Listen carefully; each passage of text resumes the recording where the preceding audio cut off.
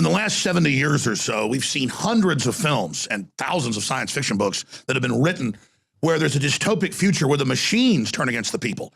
And it's always some scary, robot that looks like a skeleton from Terminator, or it's an Imperial probe droid in Empire Strikes Back. We can clearly see the scary machine for what it is.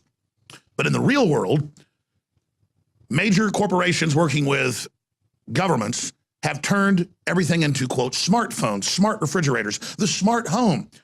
And we've got the former CIA chief admitting we're spying on you through your refrigerator, through your washing machine. And now, as we enter the end of 2016, we see the announcements by Google and Apple and Amazon and Microsoft of your virtual assistants that listen to you and babysit your kids. They're little robots like Siris that you put in charge of everything in your house. Now, we told you about this decades ago. We warned you of it. Now it's here. But the media says just accept it. It's the end of your privacy. It's the end of humans even being needed.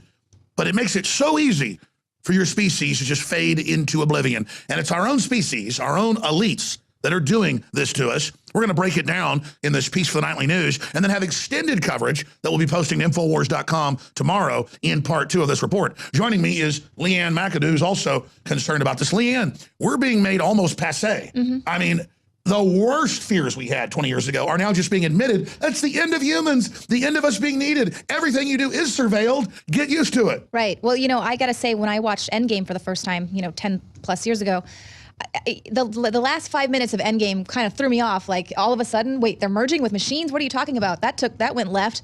And lo and behold, it just sounds so crazy, but it's absolutely happening. And now they're not even trying to hide it anymore. They're trying to make it trendy and wonderful. There was actually a story that just came out that soon sex between couples is only going to occur on special occasions, that they're actually going to have artificial intelligence sex robots to take care of those functions on a daily basis, because you don't need relationships between two human people. It's just, they are making us obsolete.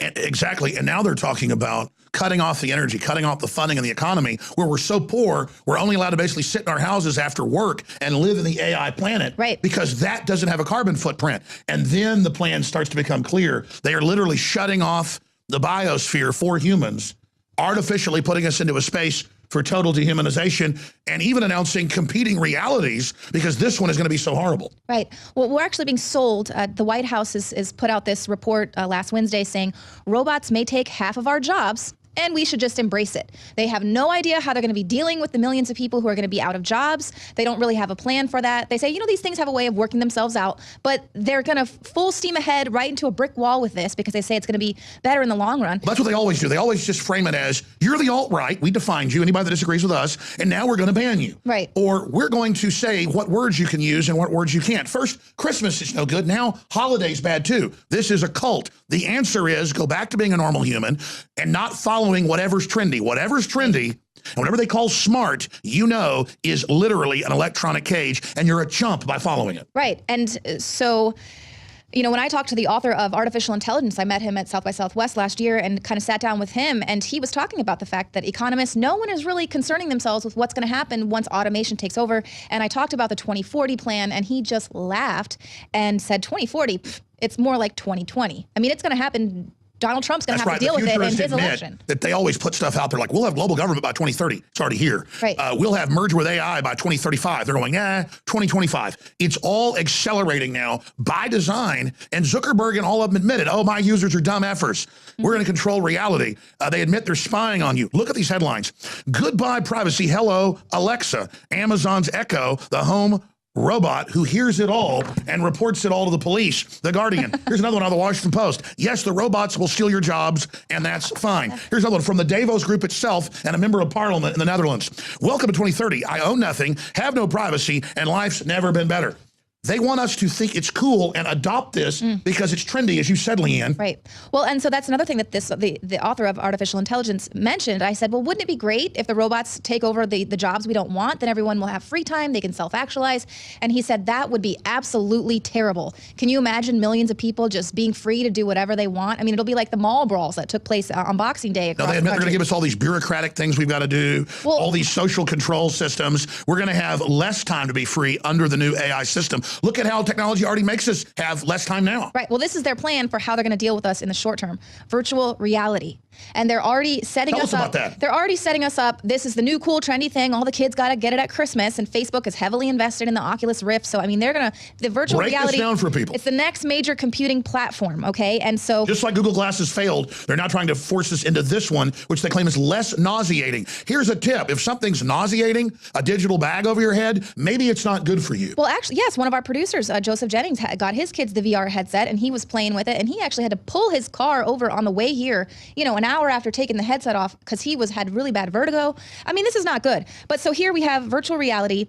And one thing they're really excited about is that they are going to be putting everyone into these avatar forms. And so everything you do online will be your avatar. And it's going to form the foundation of your identity online in this virtual reality. And so they're number one, they say, the goal of everything we do is to change people's actual behavior at scale. We can capture their behaviors, identify good and bad behaviors, develop ways to reward the good and punish the bad. They're going to use your avatars to nudge you into thinking certain ways. And this is the moment where the needle skips off the record or the car slams on its brakes.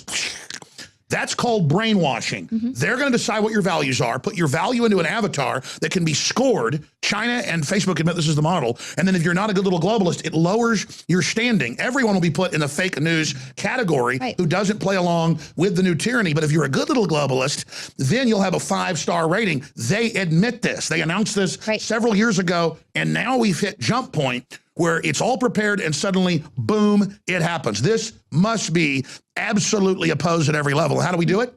By being engaged in the normal third dimension, going outdoors, doing a lot of things. TV time has proven to brain damage, cause Alzheimer's, mental problems. Key.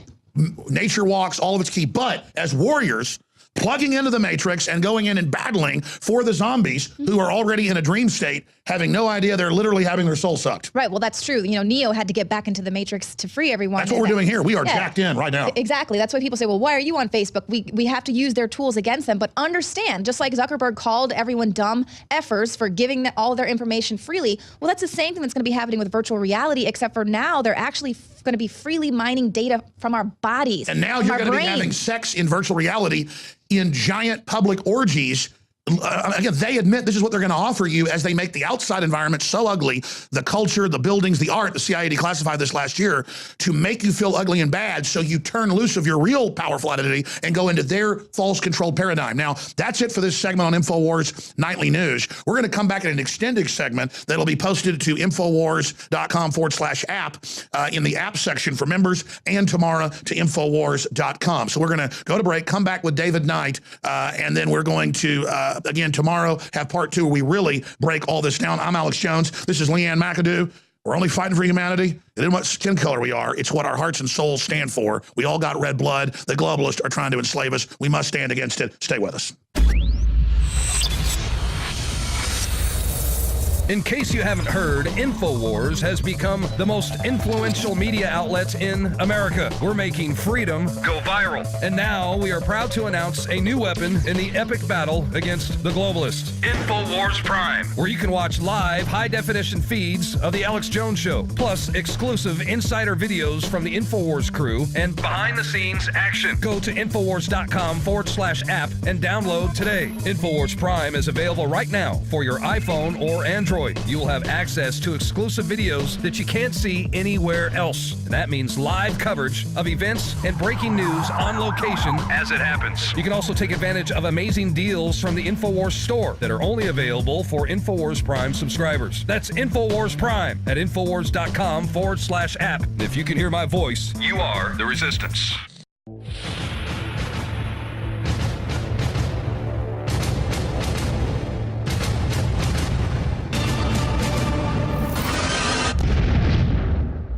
In the last 70 years or so, we've seen hundreds of films and thousands of science fiction books that have been written where there's a dystopic future where the machines turn against the people. And it's always some scary, robot that looks like a skeleton from Terminator, or it's an Imperial probe droid in Empire Strikes Back. We can clearly see the scary machine for what it is. But in the real world, major corporations working with governments have turned everything into, quote, smartphones, smart refrigerators, the smart home. And we've got the former CIA chief admitting we're spying on you through your refrigerator, through your washing machine. And now, as we enter the end of 2016, We see the announcements by Google and Apple and Amazon and Microsoft of your virtual assistants that listen to you and babysit your kids. They're little robots like Siris that you put in charge of everything in your house. Now, we told you about this decades ago. We warned you of it. Now it's here. But the media says just accept it. It's the end of your privacy. It's the end of humans even being needed. But it makes it so easy for your species to just fade into